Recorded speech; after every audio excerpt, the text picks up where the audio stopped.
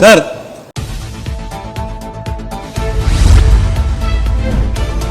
എനിക്ക് സഭയിൽ ആദ്യമായി സംസാരിക്കാൻ അവസരം ലഭ്യമാകുമ്പോൾ എന്നെ ഇവിടെ നിർത്താൻ കാരണക്കാരായ എന്റെ പാർട്ടിയുടെ പ്രിയപ്പെട്ട നേതാക്കൾ, അവരോടുള്ള കടപ്പാടും സ്നേഹവും വിനയവും ഞാൻ അറിയിക്കുകയാണ്.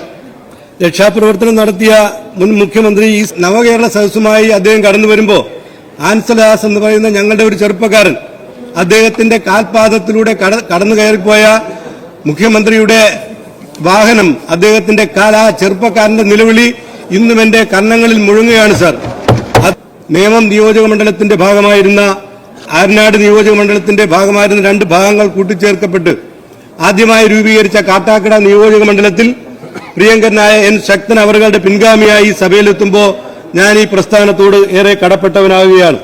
നൂറുകണക്കിന് പാർട്ടി പ്രവർത്തകർ രാത്രിയും പകലുമെന്നില്ലാതെ മഴയും വെയിലും നോക്കാതെ എനിക്ക് വേണ്ടി കഠിനാധ്വാനം ചെയ്യുമ്പോൾ കാട്ടാക്കടയുടെ പ്രതിനിധിയാകാൻ സാധിച്ചു എന്നുള്ളത് സന്തോഷം പകരുന്നുണ്ട് സാർ. ഉമ്മൻചാണ്ടി എന്ന് പറയുന്ന മഹാനായ വ്യക്തിയെ സ്മരിക്കാതെ, എനിക്ക് ജന്മം നൽകിയ പ്രിയപ്പെട്ട മാതാപിതാക്കളെ സ്മരിക്കാതെ ഈ സഭയിലൂടെ എനിക്ക് ഒരു നിമിഷം പോലും കടന്നുപോകാൻ സാധിക്കത്തില്ല സാർ.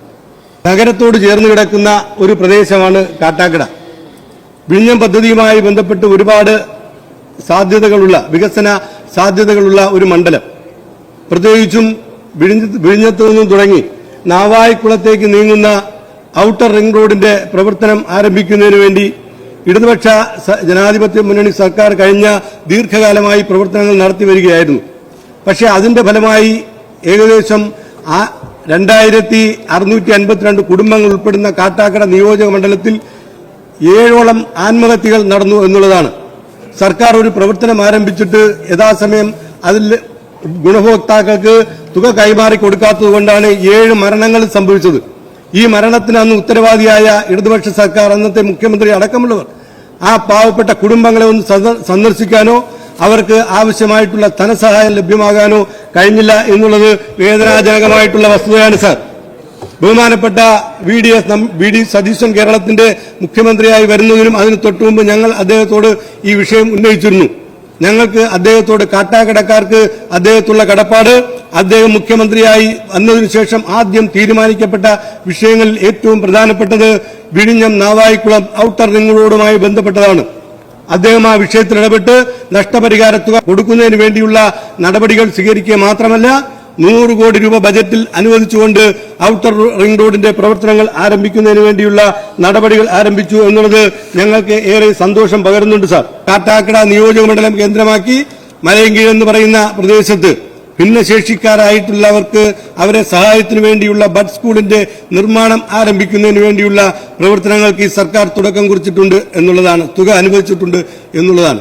വെറുമൊരു ബഡ് സ്കൂളല്ല, അവരുടെ ജന്മന ശാരീരിക വൈകല്യങ്ങളുമായി ജനിക്കുന്ന, മാനസിക വൈകല്യവുമായി ജനിക്കുന്ന കുട്ടികൾക്ക് അവരുടെ പഠന കാലത്തിന് ശേഷം അവർ സ്വയം തൊഴിൽ ചെയ്യുന്നതിന് വേണ്ടിയുള്ള നടപടികൾ, അതിനുശേഷം അവരുടെ വാർദ്ധക്യകാലങ്ങളിൽ അവരെ സംരക്ഷിക്കുന്ന അടക്കമുള്ള പ്രക്രിയയ്ക്ക് വേണ്ടി ഈ സർക്കാർ തുടക്കം കുറിക്കുമ്പോൾ പറവൂരിൽ പുനർജനി പോലുള്ള പദ്ധതികൾ നടപ്പിലാക്കിയ മുഖ്യമന്ത്രിക്ക് കേരളത്തിലെ പാവപ്പെട്ടവരെ, അശരണരെ സഹായിക്കുന്നതിന് വേണ്ടിയുള്ള നടപടികൾ അദ്ദേഹത്തിന്റെ മനസ്സിലുണ്ട് എന്നാണ് ഞാൻ മനസ്സിലാക്കുന്നത്. സാർ, ഞാൻ ത്രിതല പഞ്ചായത്തിലെ ജനപ്രതിനിധിയായി ജില്ലാ പഞ്ചായത്ത് അംഗമായിരുന്ന ഒരാളാണ്. ഏറ്റവും അധികം ദുഃഖം അനുഭവിക്കുന്ന, ഏറ്റവും അധികം ബുദ്ധിമുട്ട് അനുഭവിക്കുന്ന ഒരു വിഭാഗം ജനപ്രതിനിധികൾ കേരളത്തിലുണ്ട്. അവർ ത്രിതല പഞ്ചായത്ത് ഭരണ സംവിധാനത്തിൽ അംഗങ്ങളായവരാണ്. അവർക്ക് ഇന്ന് ലഭ്യമാകുന്ന തുക, ഓണറേറിയമായി കിട്ടുന്ന തുക വളരെ പരിമിതമാണെന്ന് ഓർമ്മപ്പെടുത്താനാണ് ഞാൻ ഈ അവസരം വിനിയോഗിക്കുന്നത്. മുഴുവൻ സമയ പൊതുപ്രവർത്തകരായ ജനപ്രതിനിധികളായി എത്തുന്നവർക്ക് അവർക്ക് അവരുടെ വീട്ടിലും കുടുംബമുണ്ടെന്നും മക്കളുണ്ടെന്നും അവരെ സംരക്ഷിക്കേണ്ട ആവശ്യമുണ്ടെന്നും ബോധ്യപ്പെടുത്തുന്നതിന് വേണ്ടി അവർക്കിടെ ഓണറേറിയം ഏറ്റവും താഴെക്കെട്ടിൽ, നമ്മൾ സർക്കാർ സർവീസിൽ ഏറ്റവും മിനിമം തുക ലഭ്യമാകുന്നവരുടേതിന് തുല്യമാക്കണമെന്നുള്ള വിനീതമായിട്ടുള്ള അഭ്യർത്ഥനയും അവർക്ക് പെൻഷൻ അനുവദിക്കണമെന്നുള്ള ഒരു അഭ്യർത്ഥനയും ഞാൻ സർക്കാരിനോട് അഭ്യർത്ഥിക്കുകയാണ് സാർ. പ്രാദേശിക പത്രപ്രവർത്തകർ നമ്മുടെ മേഖലയിൽ ഉൾപ്പെടുന്ന വിഷയങ്ങളിൽ ഏറ്റവും അടിയന്തരമായി അത് സർക്കാരിന്റെ ശ്രദ്ധയിൽപ്പെടുത്തുന്നതിനടക്കം ഈ സമൂഹത്തിന്റെ ശ്രദ്ധയിൽ കൊണ്ടുവരുന്നത് പ്രാദേശിക പത്രപ്രവർത്തകർക്കാണ്. അവർക്ക് പെൻഷൻ അനുവദിക്കണമെന്നുള്ള ഒരു വിനീതമായിട്ടുള്ള അഭ്യർത്ഥന എനിക്കുണ്ട് സാർ. കാട്ടാക്കട തിരുവനന്തപുരം നഗരത്തോട് ചേർന്ന് കിടക്കുന്ന ഏറ്റവും അധികം വികസന സാധ്യതയുള്ള ഒരു നിയോജക മണ്ഡലമാണ് കാട്ടാക്കട നിയോജക മണ്ഡലം. കാട്ടാക്കട നിയോജക മണ്ഡലത്തിലൂടെ കടന്നുപോകുന്ന ഏറ്റവും പ്രധാനപ്പെട്ട റോഡിന് ഉമ്മൻചാണ്ടി സർക്കാർ 238 കോടി രൂപ അന്ന് അനുവദിച്ചിരുന്നു 10 വർഷം മുമ്പ്. എന്നാൽ ആ തുക കൊണ്ടുള്ള പ്രവർത്തനങ്ങൾ ഇതുവരെ ആരംഭിച്ചിട്ടില്ല.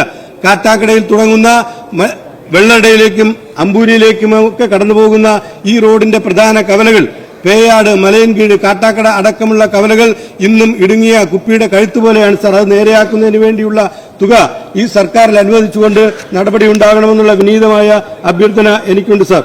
ഞാൻ നേരത്തെ സൂചിപ്പിച്ചല്ലോ, രക്ഷാപ്രവർത്തനത്തിന്റെ ഭാഗമായി ഇന്നും ചികിത്സയിൽ കഴിയുന്ന ജയേഷോ എന്ന് പറയുന്ന ചെറുപ്പക്കാരൻ, ആൻസൽ ദാസ് എന്ന് പറയുന്ന ചെറുപ്പക്കാരൻ, കിരൺ ദേവ് എന്ന് പറയുന്ന ചെറുപ്പക്കാരൻ, ബൈജു എന്ന് പറയുന്ന ചെറുപ്പക്കാരടക്കമുള്ളവർക്ക് ഈ സർക്കാരിന്റെ സംരക്ഷണം ഉറപ്പുവരുത്തണമെന്നുള്ള വിനീതമായിട്ടുള്ള അഭ്യർത്ഥനയാണ് എനിക്കുള്ളത് സാർ. കഴിഞ്ഞ 10 വർഷക്കാലത്തെ ഇരുദൈവം കടന്ന് നമ്മൾ നടക്കുമ്പോൾ ഉമ്മൻചാണ്ടി സർക്കാർ കാട്ടാക്കടയിൽ തുടങ്ങിവെച്ച താലൂക്ക് അടക്കമുള്ള വികസന പദ്ധതികൾ ഒന്നും അതല്ലാതെ ഒട്ടും മുന്നോട്ട് പോകാൻ സാധിച്ചിട്ടില്ല. കാട്ടാക്കടയുടെ ഒരു സുവർണ കാലഘട്ടത്തിന് വേണ്ടി തകരാറിലായിപ്പോയ ഈ സിസ്റ്റം മാറ്റിക്കൊണ്ട് പുതിയ സർക്കാർ വരുമ്പോൾ എല്ലാവിധ അഭിവാദ്യങ്ങളും ഈ ബഡ്ജറ്റിൽ നേർന്നുകൊണ്ട് നിർത്തുന്നു.